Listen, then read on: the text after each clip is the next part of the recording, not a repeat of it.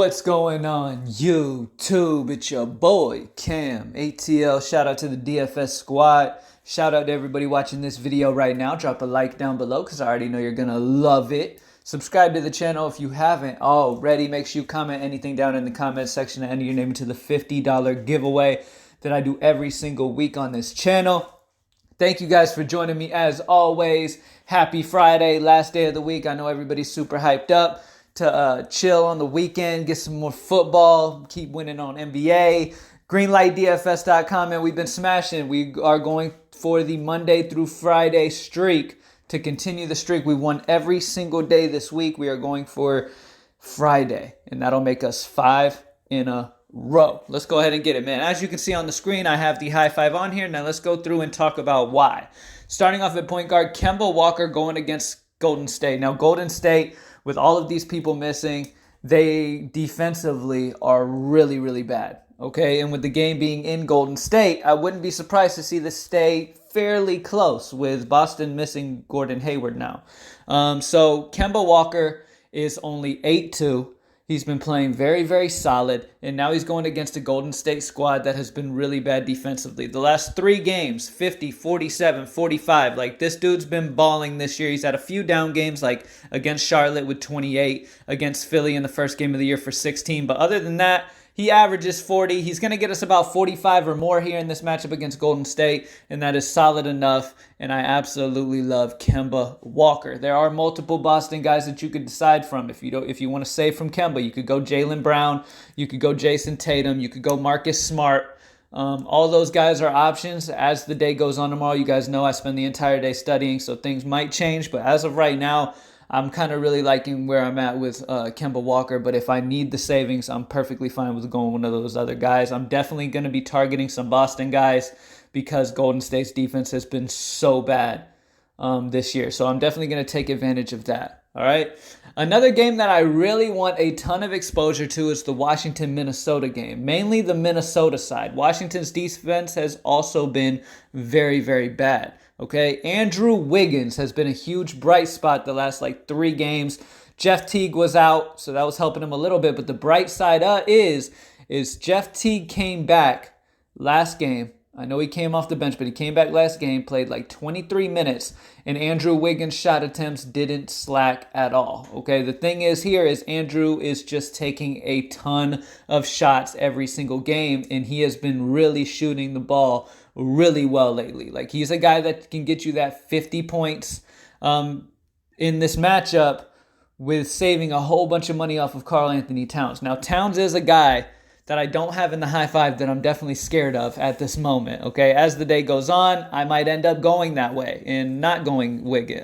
Not going Wiggins with Jeff Teague most likely back in the starting lineup.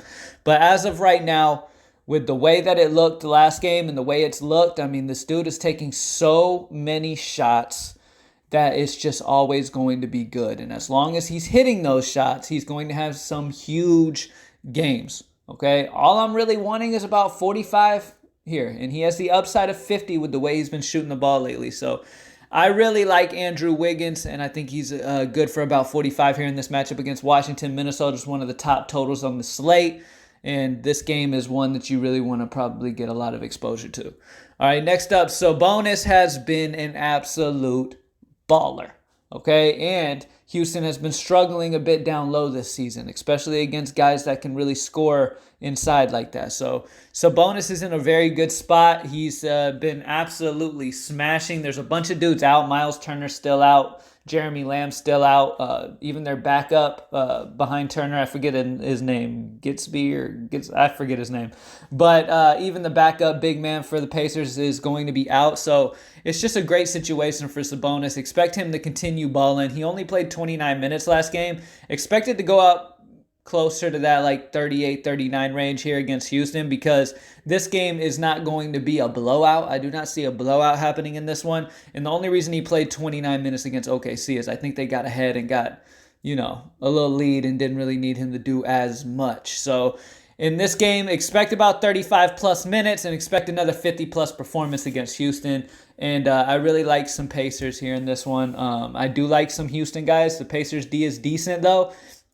But this Houston team has been You know, they've been playing at a quickish pace. They've been giving up a ton of three-point shots, so it's a good situation for the Pacers. All right, next up, Daniel Theis. Now, this is obviously hoping that he plays. He did make shoot around last game, but ultimately they decided they didn't want to go with it. Now, it's been a few days, and I'm expecting Theis to be back in the starting lineup here. Robert Williams is also the backup is also dealing with some issues, and obviously, it's just obvious they really don't want to play much of Enes Kanter.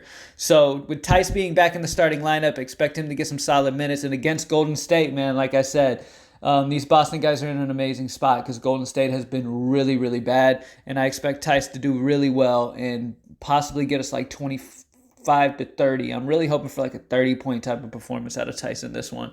It's just an amazing matchup.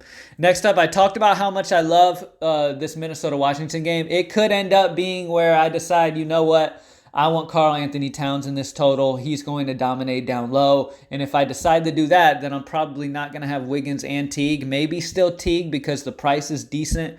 At 5'3", I'm expecting Teague to be back in the starting lineup for this one against Washington. It's an amazing matchup, like I've mentioned a million times this video. And at 5'3", he can get us that 30-plus pretty easily. He's probably going to hit about 6x here in this one, and he's just super efficient. He gets the assists and everything. So I really like Jeff Teague a lot at home in Minnesota, and I just want to reiterate, Minnesota is definitely a team I want to get some good exposure to. It's just all about which one is the guy. Is Towns going to be worth being the spend up here, or is Wiggins okay for the discount for almost $2,000 less? And that's kind of the thing you got to look throughout the day, figure out, and then get all your ducks in a row. You know what I mean? So greenlightdfs.com, join the squad. We got Kemba Walker, Andrew Wiggins, Sabonis, Theis, as long as he plays, keep an eye on that, and Jeff Teague. All right? Thank you guys for watching as always. Let's keep smashing, man. Friday for the 5th win in a row. And we dominated Showdown as well for Week 11 NFL for everybody who joined up for the weekend package before Thursday's slate. Dominated Showdown. Let's go ahead and dominate Week 11 like we did Week 10. Thank you.